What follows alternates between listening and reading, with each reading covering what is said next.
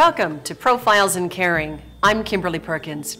Today, two special groups, and both are Ambassador of Caring Award winners. We're going to tell you about a special banquet for those less fortunate in Sioux Falls, South Dakota. But first, we take to the skies over Monroe, Louisiana. Why to the skies? Because that's where you find Pilots for Patients, a group of pilots donating everything, the planes, the fuel, and their time, to give the very ill a fighting chance at recovery. Our Doug Jardine reports now from Louisiana.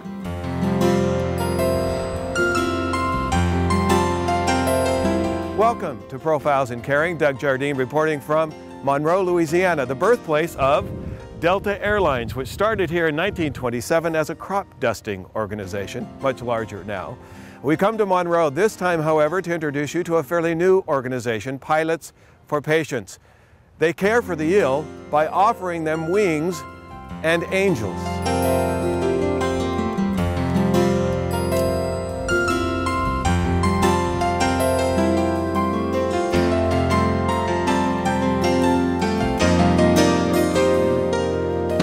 Departure frequency 126.9, squawk 6222.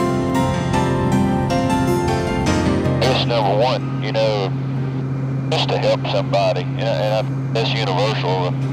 If you have an opportunity to help somebody and you take advantage of it, you're just naturally going to feel good. Keith Odom has done this almost 50 times. Notify his company, who is gracious enough to allow him to participate. Ready his plane and fly somewhere, most often from Monroe, Louisiana to Houston, Texas, and either drop off or pick up a patient who, without the pilots volunteering, could never pay for these trips. 22 months, Keith Odom has flown over 40 missions, probably in the neighborhood of 43, 44. I hadn't looked at him in the last week or two for him. One of those kind of guys that actually flies for a firm here in Monroe.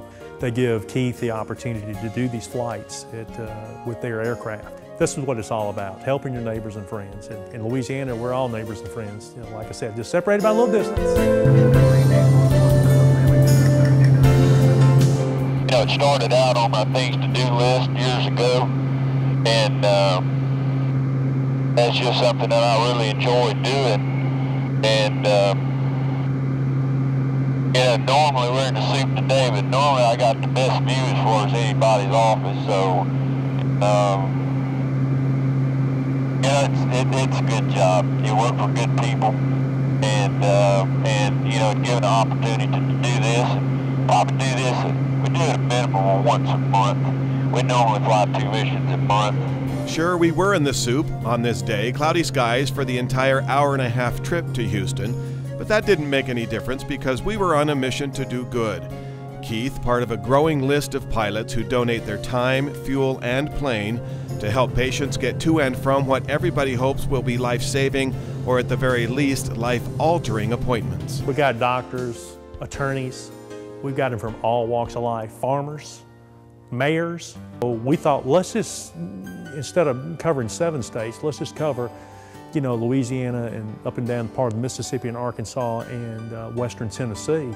And if we can fill that niche that needs to be filled and help all these people, and it's already shown that what we were doing in Louisiana, we were only flying 70, 80 flights a year, and now we've flown, 451 flights in 22 months. In a nonprofit volunteer pilot organization, when the pilot signs up, he knows that the cost of the aircraft, including the fuel, has to come out of his pocket. Everything. In other words, when he donates the aircraft, he donates his time, his aircraft, and his fuel. But they're giving back because they're flying someone that is in real need of specialized treatment to a specialized treatment facility. Keith, with me in tow, is on his way to pick up a woman with a rare form of cancer, and you will meet Stephanie in just a bit. But this service has already helped dozens of individuals and families who could not get much needed medical care without these humanitarian pilots. They diagnose her with what they call positional plagiocephaly. And basically it's a big medical term for misshapen head is what it means. Alberto and Ashley Sandino know just how valuable Pilots for Patients is.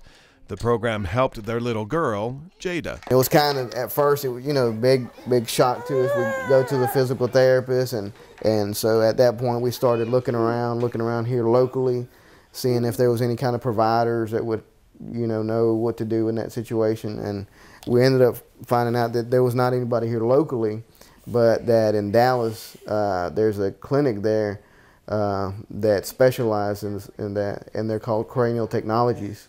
And the first time we kind of made it a little mini vacation, trying to, make it not as bad as it was, a medical kind of trip.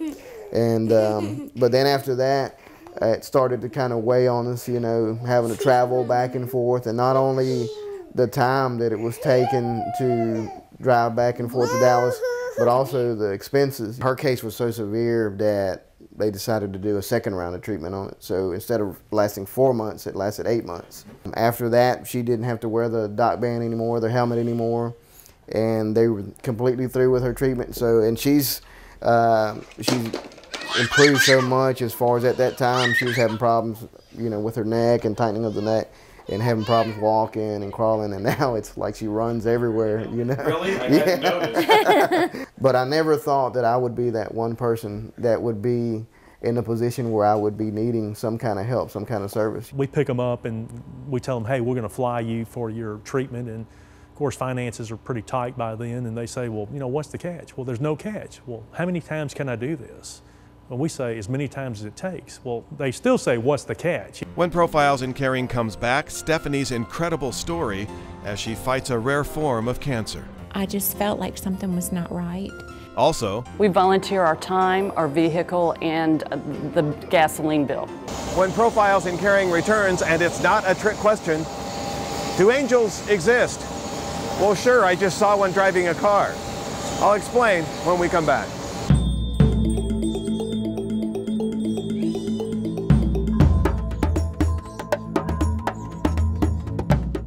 Welcome back to Profiles in Caring, reporting from both Louisiana and now Houston, Texas. We're here picking up a patient. That's what Pilots for Patients does. But the group also hooks up with angels. And where do you find these angels? Well, it might be as easy as looking at who's driving the car next to you. The ground angels and the pilots provide their airplanes, their cars, their gasoline, and their time, and we do not charge the patients for any of this, and it's not our intention to ever charge for anything that we do. As the pilots are to the sky, the ground angels are with their wheels, picking up patients like Stephanie and taking them to and bringing them back from medical appointments. It is another incredibly important money-saving step for the patients.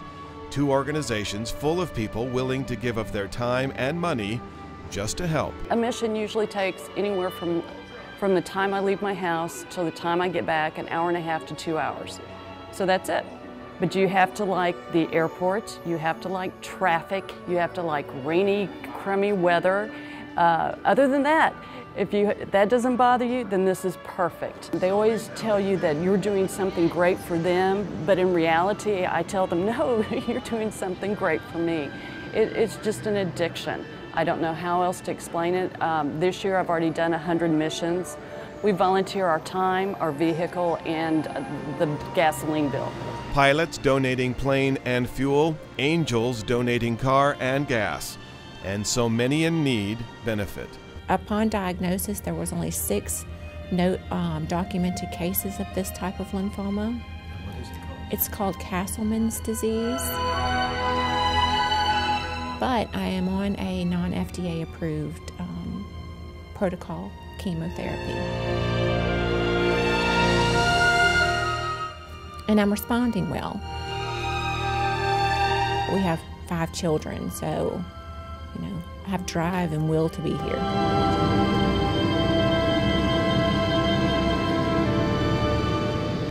I believe, from what I have talked to the doctors, that I do have at least another year of every 21 days I will be going for the same treatment.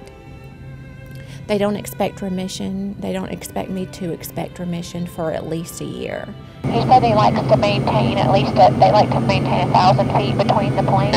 But they are hopeful that even though there's not a cure for Castleman's disease, that it's very controllable with this therapy. They have provided a means for me to continue to get treatment, because the treatment itself is $64,000 every 21 days. So Every 21 days? Every 21 days, it costs $64,000. Just for the medicine. That doesn't include, you know, the people that infuse the medicine or any of the supporting staff. So it's very expensive therapy. Optimism for Stephanie and Kenny, and of course our hopes accompany that optimism. But this is also reality, and these pilots also know that many times the patients they transport may be making their last trip. Even so, it's what they do, and they are happy to do it. Quite amazing when you get postcards at Christmas time coming up. You know, you'll see a picture postcard of a child on there, and you look at it and think, geez, I know this looks familiar, but you don't really recognize them until you take your thumb and put it over their hair. And then you say, oh, now I know him because I didn't know him with hair, or didn't know her with hair. And then Philip and I kind of got together and schemed to come up with the Pilots for Patients. And I was actually fortunate enough to do the first flight for Pilots for Patients. I mean, how many times in your life do you have a chance to really make a difference in somebody else's life? And I mean, and that's the way I look at it. Every time I fly somebody, I mean, I've landed and the family would run up to the plane and there'd be tears in everybody's eyes. And you know, when you're making a difference like that, it's priceless, really. Priceless indeed, and precisely why Equitable Life and Casualty agent Sal Militello selected Pilots for Patients as an Ambassador of Caring award winner. I'm just excited to be here to present $2,000 to Pilots for Patients, which is an organization that my son is heavily involved in, and I've been participating in for 3 or 4 years. We probably get more out of it than they get out of it, you know. You know, it's like, you know, but and not only that, you almost motivate you to want to do more, you know, and it's contagious, and the great things are contagious. It's like Lay's potato chips, you know. You just once you do one, you got to keep going, you know. But you see how fortunate you are to be in such great health and have your health. Where other people, we all have problems, Doug, and you know, don't we all? But you don't have a problem until you have a real critical medical problem, issue that you're facing that could be life-threatening. And we're here to help those people, and it puts it in perspective. You know, that here they are fighting for their life, and we're playing a small part, but I think it's a very important part to help ease the burden. You know, to get them to these facilities, to give them hope, to maybe give them that fighting chance that they couldn't get it here locally. Maybe that I say that once they're there, that it's up to those physicians and a much higher authority after that. So that's what it's all about. In Monroe, Louisiana, Doug Jardine, Profiles in Caring. Hats off to all you pilots and ground angels for giving your time and resources to help so many others. You are indeed making a difference.